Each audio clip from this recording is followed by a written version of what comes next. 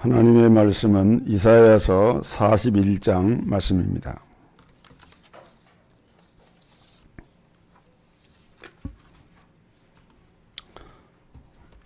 이사야서 41장 8절에서 16절까지 봉독합니다. 제가 가진 성경은 구약성경 1015면 이사야서 41장입니다. 8절부터 봉독합니다. 그러나 나의 종 너 이스라엘아, 나의 택한 야곱아, 나의 벗 아브라함의 자손아, 내가 땅 끝에서부터 너를 붙들며 땅 모퉁이에서부터 너를 부르고 네게 이르기를 너는 나의 종이라, 내가 너를 택하고 실어 버리지 아니하였다 하였노라. 두려워 말라, 내가 너와 함께 함이니라.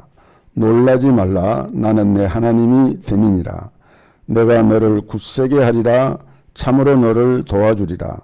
참으로 나의 의로운 오른손으로 너를 붙들리라. 보라, 네게 노하던 자들이 수치와 욕을 당할 것이요, 너와 다투는 자들이 아무것도 아닌 것 같이 될 것이며 멸망할 것이라. 네가 찾아도 너와 싸우던 자들을 만나지 못할 것이요, 너를 치는 자들은 아무것도 아닌 것 같이 허무한 것 같이 되리니, 이는 나 여호와 너의 하나님이 내 오른손을 붙들고 네게 이르기를 두려워 말라, 내가 너를 도우리라 할 것임이니라. 지렁이 같은 너 야곱아, 너희 이스라엘 사람들아, 두려워 말라, 나 여호와가 말하노니 내가 너를 도울 것이라. 네 구속자는 이스라엘의 거룩한 자니라. 보라, 내가 너로 이가 날카로운 새 타자 기계를 삼으리니, 네가 산들을 쳐서 부스러기를 만들 것이며 작은 산들로 겨같게 할 것이라. 네가 그들을 까부른즉 바람이 그것을 날리겠고 회리바람이 그것을 흩어버릴 것이로되, 너는 여호와로 인하여 즐거워하겠고 이스라엘의 거룩한 자로 인하여 자랑하리라. 아멘.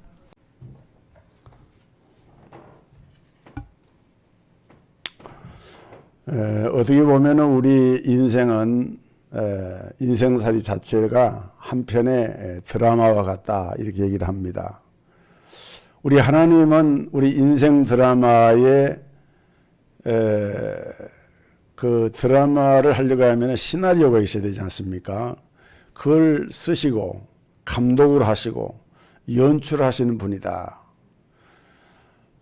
인류 역사의 주인공은 예수 그리스도이시고, 또 그리스도 예수 안에서 우리는 각자가 인생의 주인공으로 살아가면서 이 하나님의 절대적인 주권에 의해서 우리는 하나님이 계획하신 의도와 방향대로 삶을 살아가게 됩니다. 중요한 것은 그리스도 예수 안에 있는 하나님의 백성, 하나님의 자녀들은 결코 실패하거나 낙오될 수가 없다. 왜 그런가 하면은 그리스도 예수 안에서 예수님이 승리하셨기 때문에 그리스도 안에 있는 성도들은 자연히 주님과 함께 승리하게 되는 거예요. 그래서 우리는 결론이 이미 나와 있는, 이미 하나님의 보장을 받고 있는, 염려하거나 두려워할 필요가 없는 그런 인생의 삶을 살고 있는 것입니다. 하나님께서는 그렇기 때문에 너희는 두려워하지 말아라, 놀라지 말아라, 내가 너와 함께 하리라, 이렇게 말씀하고 있어요.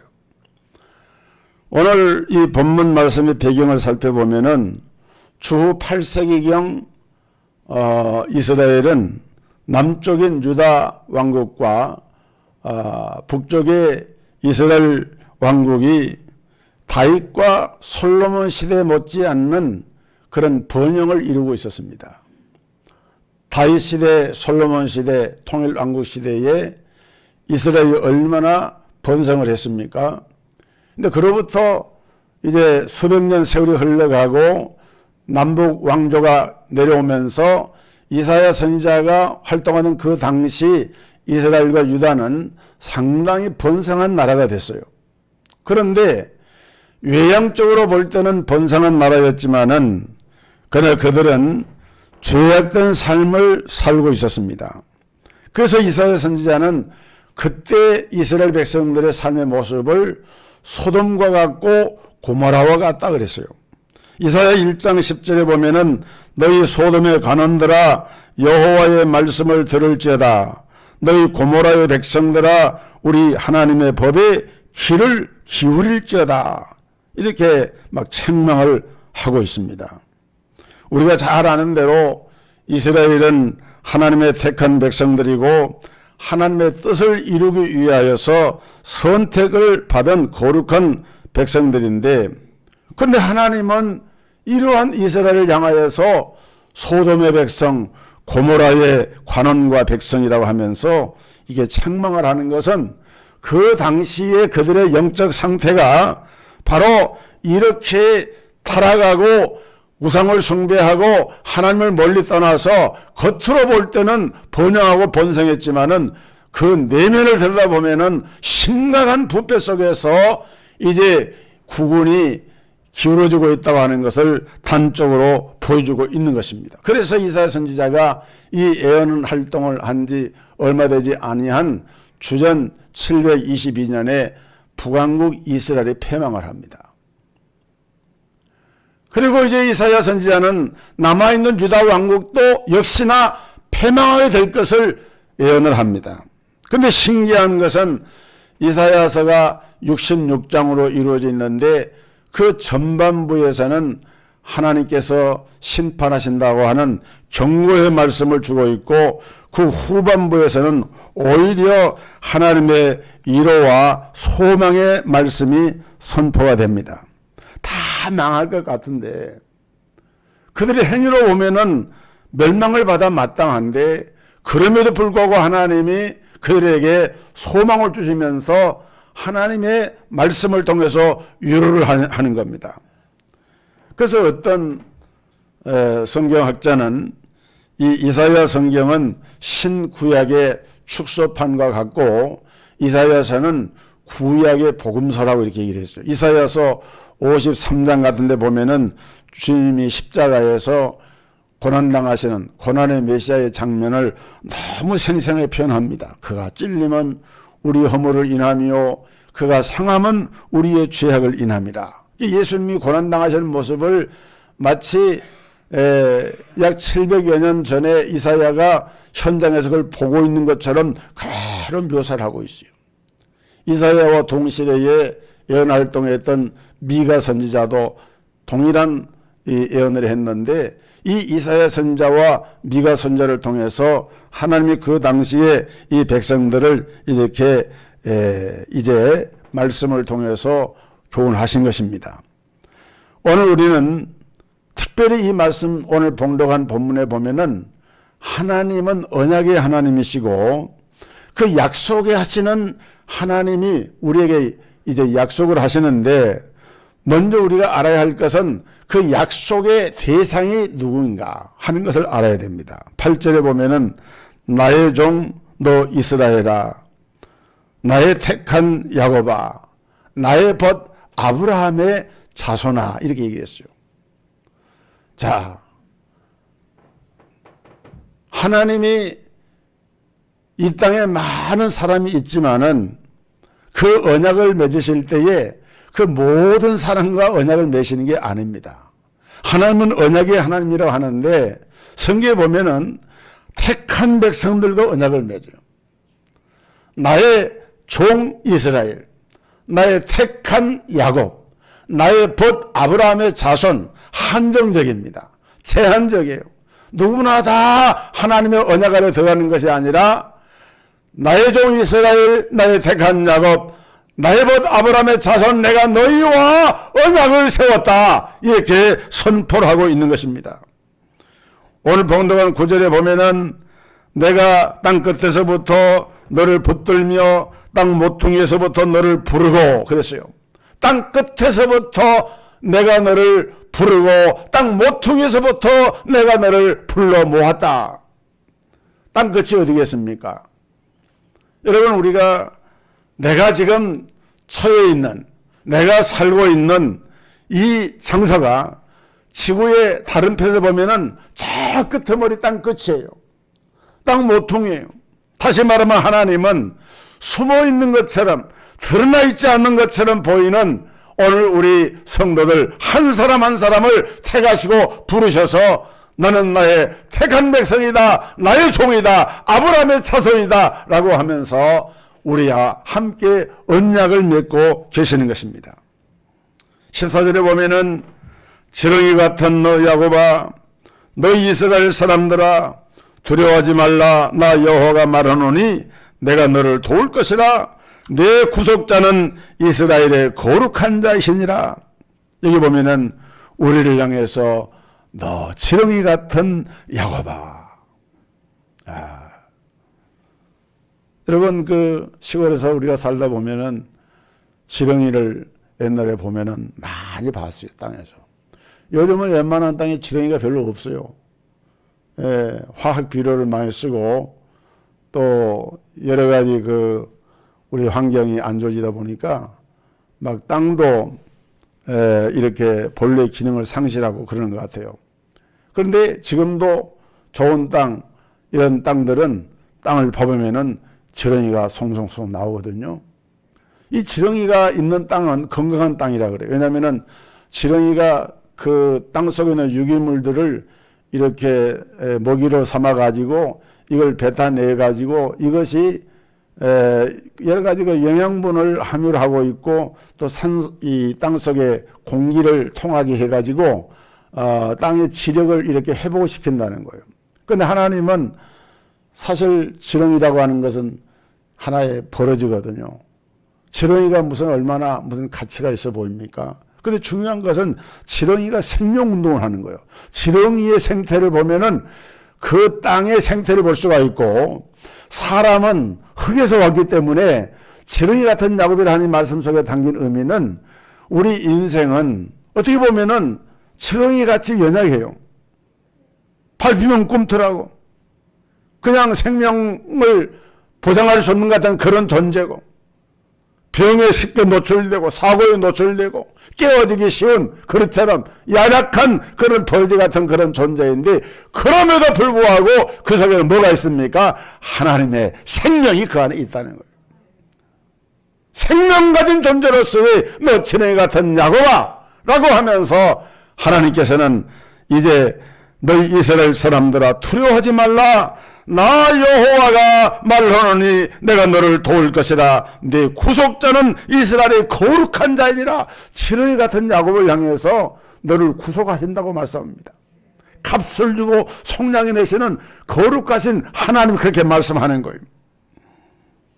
자, 그러면 하나님께서 이러한 지렁이 같은 야곱과 같은 우리 인생, 우리 성도들을 향하여서 주시는 언약의 내용이 무엇입니까? 10절에 보니까 두려워하지 말라.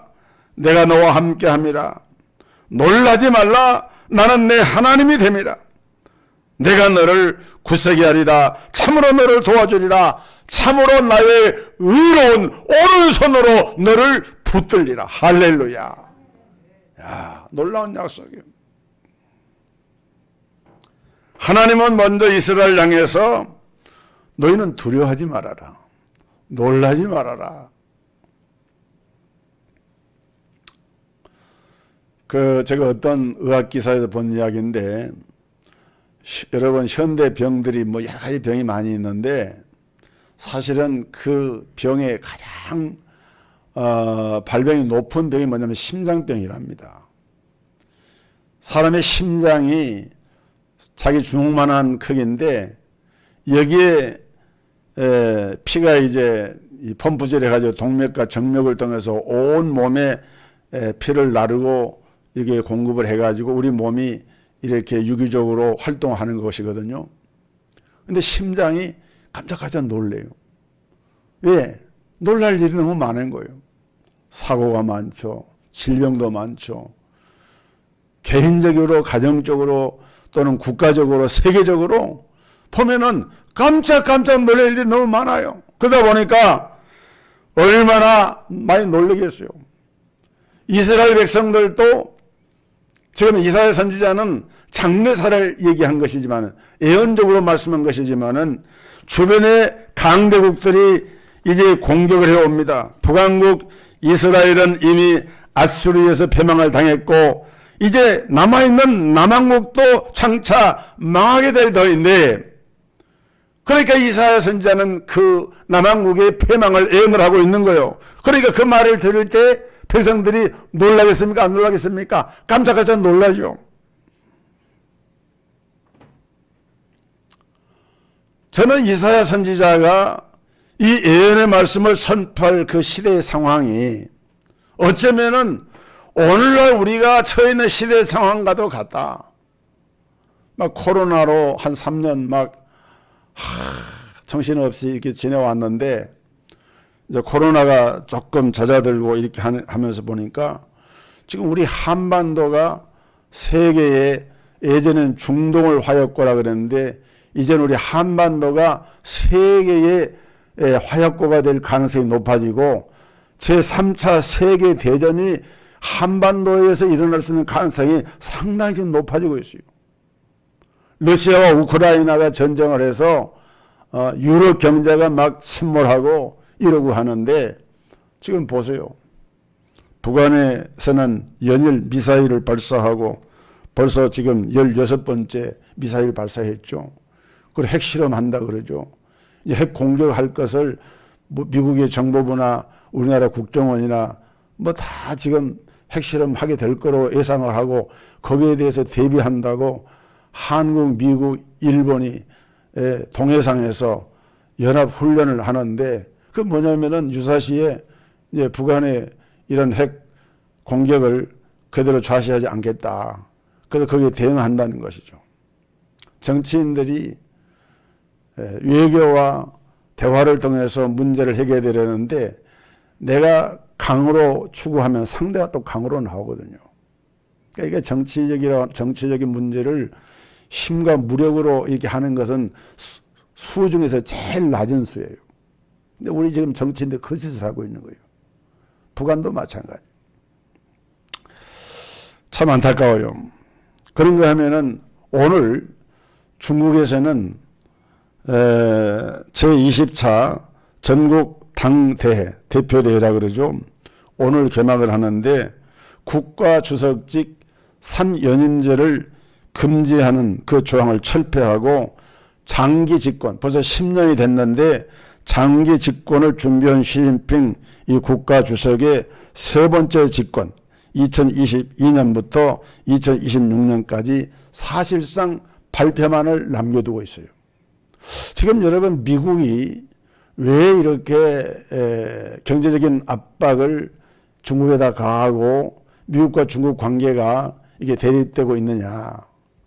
물론 바이든 대통령이 이제 재선을 위한 정치적인 이유도 많이 있지만은 보다 근본적인 것은 지금까지는 유일한 원탑이 미국이었는데 이제는 중국이 인구수나 국력이나 경제 이런 규모가 커지다 보니까 이제 이 시점에서 이 중국을 어느 정도 이렇게 좀 컨트롤하지 않으면은 미국조차도 중국을 당연히 어렵다는 판단하고 있는 거예요. 경제 규모가 커져 버렸어요. 저도 중국에 가본 지가 지금 한 10년 됐는데 10년 전에 가봐 그때만 하더라도 중국의 샹하이나 베이징 이런 데 보면 건물들이 우리나라 서울 도시를 이 상하이 가서 보고서 서울 와서 보면 서울이 총 같아요. 벌써 10년 전인데. 엄청나게 중국이 등서평 이후 발전하고 있고 국력이 커지고 있고 경제력이 커지고 있으니까 이게 미국이 이거 이대로 둬서는 안 돼. 그런데 이제 중국이 정치적으로 중국이 공산화된 이후에 사회주의 국가를 지정한 이후에 근대국가 된 이후에 10년 이상 집권한 사람이 모택동 말고는 없었어요. 다 5년 10년 하고는 그만뒀는데 지금 유일하게 이 시진핑 주석이 이제 이번에 오늘 당대회에서 5년 임기가 또 지나가면은 이제 영구 주석이 될 마오쩌둥의 버금가는 위치로 올라가게 되고 그러면 이제 중국의 위상이나 이런 것들이 뭐 정적인 것은 우리가 무슨 예견만 하는 것이 꼭 그렇다는 건 아니지만은 여러 가지 지표들이 어려운 상황이 되어지고, 우리 한국 같은 경우는 중국이라는 거대한 나라와 태평양 세력인 미국과 또 측근에 있는 일본과 러시아까지 둘러싸여가지고 지정학적으로 우리가 구한 말에도 청나라, 청일전쟁, 러일전쟁 일어나는 것이 자기들끼리 자기들 나라의 전쟁에 대해서 그 전쟁을 한 나라는 우리 한반도에서 전쟁을 했어요. 러일전쟁이나 이 청일전쟁을 한반도에서 전쟁을 했다고. 여러분, 이런 걸 보면은 정말 가슴이 뛰고 두렵고 놀랄 그런 일들이 벌어지고 있고, 일본도 지금 재무장을 해서 일본이 군사적인 그런 큰 힘을 가지고 또 미국과 연계해 가지고 이렇게 유사시의 어떤 상황에서 일본 군대가 한반도에 들어와서는 안 되지만은 들어오는 그런 상황도 배제할 수 없는, 정말 우리가 기도해야 될 때죠. 근데 하나님은 이상하십니다. 이렇게 하나님이 놀라게 해놓고, 야, 너희 놀라지 말아라, 그러는 거야. 놀라지 말아라. 이스라엘 향해서 그렇게 놀랄 만한 일들을 말씀해놓고, 그런데 너희는 놀라지 말아라.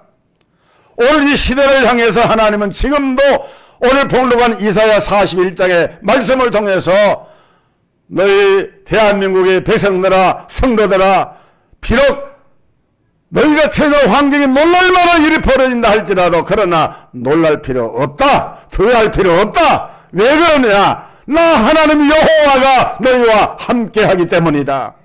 내가 너희의 하나님이 되기 때문이다. 라고 이 말씀을 선포하고 계시는 거예요. 여러분, 성경에 보면은 놀라지 말라는 장면을 여러 곳에 볼 수 있는데, 여호수아서 1장에 보면은 하나님께서 모세 대신해서 여호수아를 지도자로 삼으시고는 두려워하지 말라 그랬어요. 여호수아 1장 9절에 보면은 내가 내게 명한 것이 아니냐, 강하고 담대하라, 두려워하지 말며 놀라지 말라, 네가 어디로 가든지 네 하나님 여호와가 너와 함께하느니라 하시니라. 하나님이 함께 하신다는 거예요.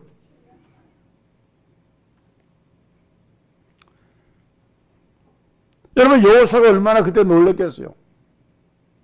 40년 동안 자기의 그 지도자인 모세를 따라다니며 시종을 하면서 자기가 어떤 걸 결정해 본 적이 없거든요. 그냥 하면 그냥 순종만 하고 했지. 가라 그러면 가고 오라 그러면 했지. 자기가 어떤 책임감을 가지고 그 일을 하질 않았거든요. 그런데 하나님이 이제는 모세를 불러가시고 여호수아를 딱 세우시면서 두려워하지 말아라. 놀라지 말아라. 나 하나님 여호와 너와 함께한다. 네? 그뿐 아닙니다. 솔로몬에게도 말씀했습니다. 역대상 28장 20절에 보면은 너는 강하고 담대하게 일을 행하라. 두려워하지 말며 놀라지 말라 말씀하셨어요. 솔로몬이 왕에 나갈 때 나이가 약간 20살이에요.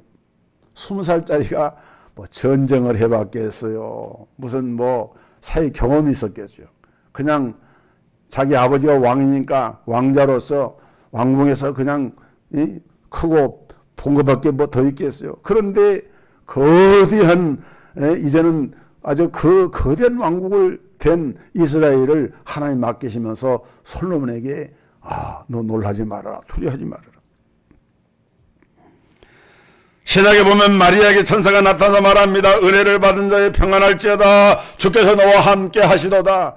마리아도 성령을 통해서 자기 몸에 거룩한 하나님의 아들을 잉태한 걸 알게 되었을 때 얼마나 가슴이 뛰고 놀랐습니까? 근데 하나님이 놀라지 마라. 내가 너와 함께한다. 임마누엘 하나님이 말씀하신 거예요. 사랑하는 성도 여러분, 우리 하나님은 창조주 하나님이십니다. 우리 하나님은 섭리주 하나님이십니다. 우리 하나님은 우리의 구속주 하나님이세요. 우리 하나님은 임마누엘 주가 되셔서 지금도 우리 성도들의 모든 삶 가운데 동행하시고 일하고 계시고 역사하고 계시는 하나님이 살아계신 하나님이 우리와 함께 하시기 때문에 어떤 상황에서도 놀라지 말고 두려워하지 마시기를 주의 이름으로 축복합니다. 우리 자신만 바라보면은 초라하고 볼품이 없어요. 그래서 우리가 이스라엘 백성들도 메뚜기 의식을 가지고 가나안 땅 정탐할 때 그 정탐꾼이 돌아와서 보고를 하지 않습니까? 악평을 막 합니다. 하나님이 주신다고 한 땅은 아주 좋은 땅이지만은 그 땅은 이미 우리보다 더 강한 사람들이 차지하고 있습니다. 그 땅은 우리가 차지할 수 없는 땅입니다. 그러면서 그들이 보기에는 우리가 마치 메뚜기같이 보였을 것이다. 이 메뚜기 의식이거든요. 근데 오늘날로 우리 믿는 성도들 가운데 메뚜기 의식을 가지고 신앙생활하는 사람들이 있어요. 내 주제에 무슨 나 같은 사람이 어떻게? 나는 시간이 없어요. 나는 형편이 안 돼요. 나는 별 볼 일 없는 사람이에요. 여러분 스스로 이렇게 자기 자신을 이렇게 좀 가치가 저렴한 것으로 자리매김하는 그런 것들은 겸손한 게 아닙니다. 이것은 하나님을 못 오가는 거예요. 하나님의 자녀가, 하나님의 택함받은 성도가 나의 택한 종 이스라엘아, 나의 벗 아브라함의 자손아, 하나님이 택하시고 부르셔서 언약을 맺으신 하나님의 구원받은 백성들이 스스로 메뚜기 의식에 사로잡혀가지고 자기 자신을 별 볼 일 없는 존재로, 무가치한 존재로, 나는 뭐 그렇고 그렇지, 이렇게 하는 것은 그건 믿음이 아니라 그 말입니다. 믿음이 아니에요. 오늘 본문 10절에 다시 보면은 하나님께서 두려워하지 말라 하신 이유는 하나님이 나의 하나님이 되시고 하나님이 전지전능하신데 그 하나님 너를 붙들고 계시고 너를 도와주고 계시고 너와 함께 하시기 때문에 두려워할 필요가 없다, 놀랄 필요가 없다는 거예요. 여러분 두려워하지 말고 놀라지 말고 하나님을 의지하시기를 주의 이름으로 축원합니다. 그러면 하나님이 도와주신다고 했어요. 내가 너를 굳세게 하리라. 참으로 너를 도와주랴. 그러면서 의로운 오른손으로 주님이 붙들으신다 그랬거든요. 여러분 어린 자녀들이 혼자서 문제가 부딪히면 막 끙끙거리면서 막 이렇게 할 때 엄마나 아빠가 보면 아무 문제 아니거든요. 그러면은 자녀가 할 일은 뭡니까? 도와주세요 그러면 돼요. 도와주세요. 내가 지금 잘 어려우니까 나 좀 도와주세요. 그러면은 엄마 아빠가 거기 딱 개입하면은 문제 간단히 해결되잖아요. 그렇습니다. 너희는 도울 힘이 없는 인생을 의지하지 말라. 그 수에 칠 가치가 없으니 아침 안개처럼 날아가는 그 연약한 인생을 의지하지 말고 살아계신 하나님, 창조주 하나님, 일하신 하나님, 지금 나와 함께 하신 하나님, 그 하나님을 믿고 고백하면서 나아가게 될 때 하나님이 어떻게 하세요? 지키고 보호하신다. 여러분 같은 이사야서 오늘 41장이지만은 이사야서에 보면은 역사적 얘기가 많이 나오는데 37장에 보면은 히스기야가 아수르 대적자에게 편지를 받습니다. 히스기야는 이사야 선자가 예언 활동할 때 유다의 왕이었죠. 항복하라는 거예요. 협박 편지를 받고 히스기야가 벌벌 떤 것이 아닙니다. 그 편지를 들고 여호와의 전에 올라가서 그거를 여호와 앞에 펼쳐놓고 기도했습니다. 이사야 37장 16절 17절에 보면은 그룹 사이에 계신 이스라엘 하나님 만군의 여호와여 주는 천하만국의 유일하신 하나님이시라. 주께서 천지를 만드셨나이다. 여호와여 귀를 기울여 들으시옵소서. 여호와여 눈을 뜨고 보시옵소서. 사내립이 사람을 보내어 살아계신 하나님을 해방한 모든 말을 들으시옵소서. 하나님 들으십시오. 보십시오 하고 기도했더니 하나님께서 히스기야의 기도를 받으셔 그날 밤에 아수르 군대를 친히 치셨어요. 완전히 초토화시켜요. 6절에 해보면은 여호와의 사자가 나가서 아수르 진중에서 18만 5천 년을 쳤으므로 아침에 일찍 일어나 본 적 시체뿐이라. 이게 하나님이 하시는 일이에요. 여러분 히스기야가 엎드려 기도하니까 하나님께서 당신의 사자들을 동원해서 싸우신 거예요. 8만 5천 명이 하룻밤에 죽어요. 내가 기도하면은 하나님 일하신 거예요. 내가 하나님을 의뢰하면은 하나님 도와주신단 말이에요. 결국 아스르 왕은 꼼짝 못하고 자기 본국으로 돌아가요. 자기 여러 군대의 대장이 자기 부하들 다 잃어버리면은 돌아가면 백성들이 누가 환영해? 다 그 국민들의 자녀들이고 형제들인데. 이게 나중에 반란이 일으켜가지고 아들이 반란이 일으켜서 거기서 죽고 왕조가 바뀌어져 버려요. 역사가 일어납니다.